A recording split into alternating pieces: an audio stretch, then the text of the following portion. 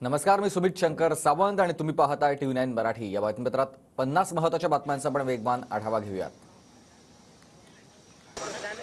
मुख्यमंत्री एकनाथ शिंदे, उपमुख्यमंत्री फडणवीस आणि अजित पवार आज दिल्लीला जाणार। महायुतीचा जागावाटपाचा फॉर्म्युला ठरण्याची शक्यता। भाजपच्या केंद्रीय निवडणूक समितीची आज बैठकीत महाराष्ट्रातील भाजपचे उमेदवार ठरण्याची शक्यता। बैठकीनंतर कोणत्याही क्षणी उमेदवारांची घोषणा होण्याची शक्यता। आज राज्य मंत्रिमंडळाची बैठक पार पडणार। राज्यातील विविध विषयांवर बैठकीत चर्चा होणार।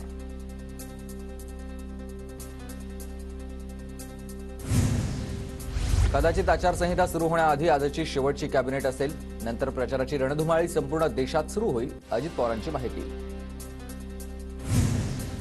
राष्ट्रवादी पक्ष आणि चिन्हाबाबत आज सुप्रीम कोर्टात सुनावणी। शरद पवार गटाच्या याचिकेवर आज दुपारी 2 नंतर सुनावणी होण्याची शक्यता। शरद पवारांची आज पुण्यात पत्रकार परिषद। लोकसभा निवडणुकीच्या पार्श्वभूमीवर महत्त्वाचे निर्णय होणार। राज्यातील 506 प्रकल्पांचं आज भूमिपूजन लोकार्पण। पंतप्रधान नरेंद्र मोदींच्या हस्ते दृकश्राव्य माध्यमातून उपस्थिती असेल। कोस्टल रोडच्या एका मार्गाचं आज लोकार्पण। मुख्यमंत्री आणि दोन्ही उपमुख्यमंत्र्यांच्या हस्ते लोकार्पण करण्यात येणार। आदित्य ठाकरे, अरविंद सावंत, सुनील शिंदेंनाही निमंत्रण। सुनेत्रा पवार आज भोर तालुक्याच्या दौऱ्यावर। होम मिनिस्टर आणि हळदी कुंकू कार्यक्रमाला हजेरी लावतील।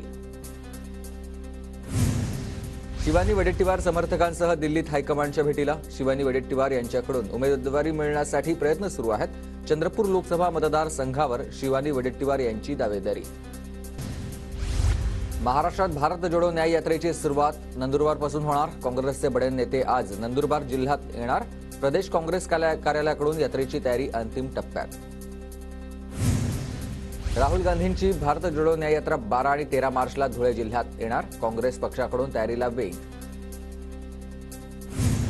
ठाकरे गटाच्या रवींद्र वायकरांचा शिंदेच्या शिवसेनेत प्रवेश। मुख्यमंत्री शिंदेंच्या उपस्थितीत वर्षा निवासस्थानी प्रवेश।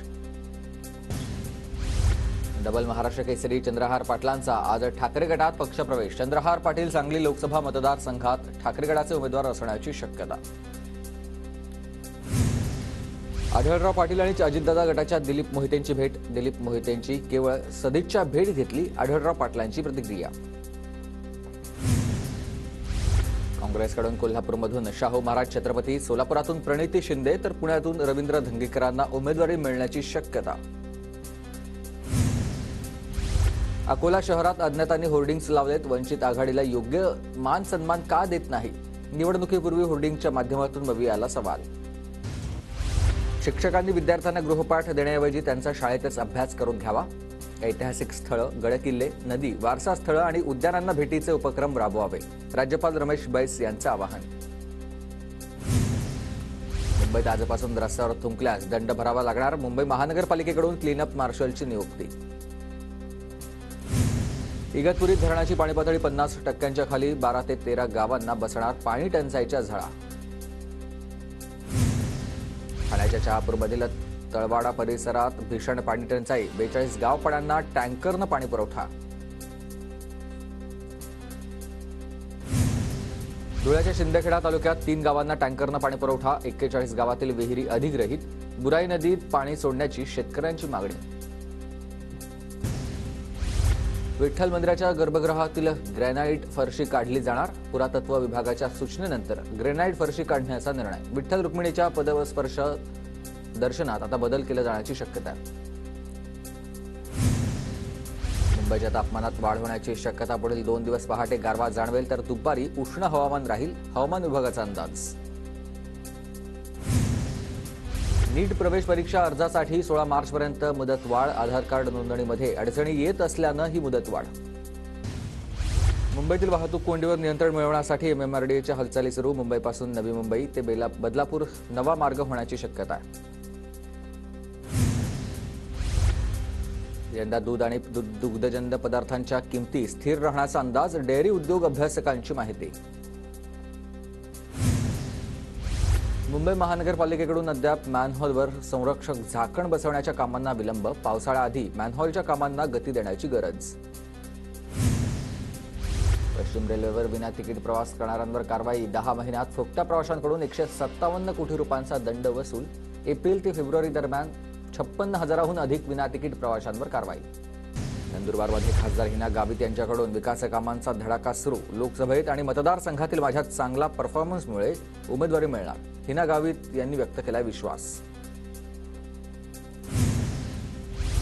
नंदुरबार जिल्ह्यातील ब्रिटिशकालीन पाटबंधारे योजना पुनरुज्जीवित होणार गुजरात राज्याच्या धर्तीवर लघु पाटबंधारे दुरुस्ती करण्यात येणार नंदुरबार जिल्ह्यात नादुरुस्त बसेसची संख्या आता मोठ्या प्रमाणावर वाढलेली आहे महामंडळाच्या नवीन बस फक्त नंदुरबार आगाराला मिळाल्यात उर्वरित 3 आगारांना नवीन बस कधी मिळणार याची प्रतीक्षा धुळे शहराला पाणीपुरवठा करणारा नकाने तलाव तब्बल 25 वर्षांनंतर पूर्णपणे आटलाय किसान ट्रस्टकडून गाळ काढण्यास सुरुवात परभणी जिल्ह्यातील गहू काढणीची लगबग सुरू हार्वेस्टरनं गहू काढायला शेतकऱ्यांची पसंती भाजपच्या भोरमध्ये भाजपच्या बूथ केंद्र प्रमुख आणि शक्ती केंद्र प्रमुखांची विशेष कार्यशाळेचं आयोजन कार्यशाळेत निवडणूक संदर्भातील विविध विषयांवर मार्गदर्शन पुण्याच्या भोरमधील कार्ले गावात 23 कोटींच्या बंधाऱ्याच्या कामाचं भूमिपूजन कार्ले ग्रामस्थांचा पिण्याच्या पाण्याचा आणि शेतीच्या सिंचनाचा प्रश्न मार्गी लागणार कल्याणमध्ये डॉक्टर बाबासाहेब आंबेडकरांच्या भव्य पुतळ्याचं अनावरण खासदार श्रीकांत शिंदे यांच्या पाठपुराव्याला यश